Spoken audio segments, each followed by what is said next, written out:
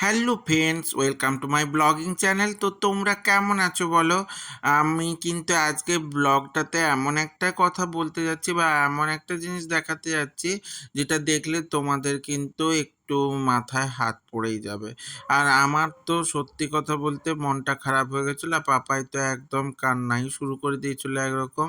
তো বাসের মধ্যে পাপায়ের গায়ে পড়ে গেল। তো পাপায়ের গায়ে কি পড়ে গেল সেটা দেখতে গেলে অবশ্যই আমার ব্লগটা শেষ পর্যন্ত থাকতে হবে। তো আমরা কিন্তু রেস্টুরেন্ট থেকে খেয়ে বেরিয়ে পড়েছিলাম। তো এই ব্লগগুলো আমি আগেই তোমাদের সঙ্গে শেয়ার করেছি। তো পুরোটা আ জানতে গেলে অবশ্যই আগের ব্লগগুলো তোমাদের দেখতে হবে।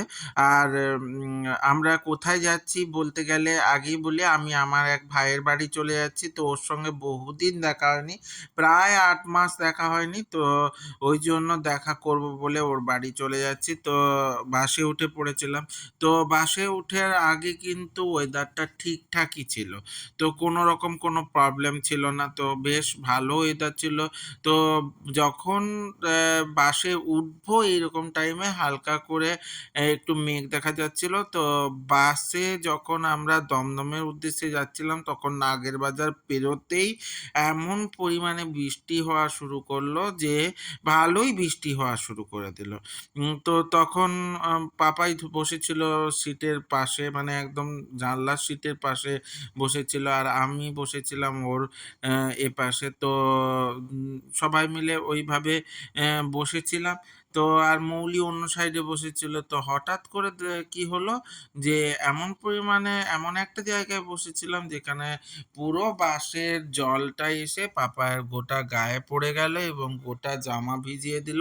ওর জন্য ওর তো গেল মন মেজাজ খারাপ হয়ে গিয়ে, কারণ ও যাচ্ছিল কাকায়ের বাড়ি। তো ও তো একরকম কান্নাই শুরু করে দেবে এরকম অবস্থায়। তো ১ম এ বলছিল যাবোই না। তারপরে অবশেষে কিন্তু ওকে বুঝিয়ে বাঝিয়ে আমরা পৌঁছে গেছি এবং যাওয়ার পর শঙ্করের বাড়িতে শঙ্কর কিনে নিয়ে এসেছিল, মানে আমার ভাইয়ের নাম শঙ্কর। ও কিনে নিয়ে এসেছিল এগরোল, এগরোল খেয়ে নিয়েছি। আর সঙ্গে কিন্তু আমার একজন ফলোয়ার্স চলে এসেছিল, মানে ফেসবুক ফ্রেন্ডও বলতে পারো।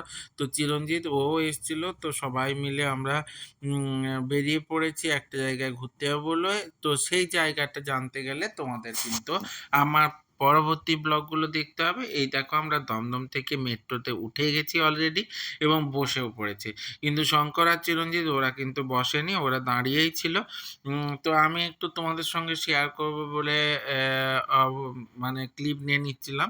তো আমার সঙ্গে জুড়ে থাকতে গেলে অবশ্যই লাইক, কমেন্ট, শেয়ার করে দিও। আর ইউটিউব থেকে দেখো যদি, তাহলে অবশ্যই সাবস্ক্রাইব করে দিও আর সাথে থাকা বেল আইকনটা ক্লিক করে দিও, যাতে আমার ভিডিওগুলো তোমার সামনে সবার ১ম এ চলে আসে। তো কোথায় এসেছি এই মন্দিরটা দেখে বলো? তো এই মন্দিরটা আমার খুবই ভালো লেগেছিল, সাইনাথ মন্দির। তো এই মন্দিরটা আমার কিন্তু খুবই ভালো লাগার জন্য আমি কিন্তু একটু ক্লিপ নিয়ে নিচ্ছিলাম এবং তোমাদের সাথে শেয়ার করলাম। সাথে থেকো, সঙ্গে থেকো, জুড়ে থেকো, ভালো থেকো। টাটা।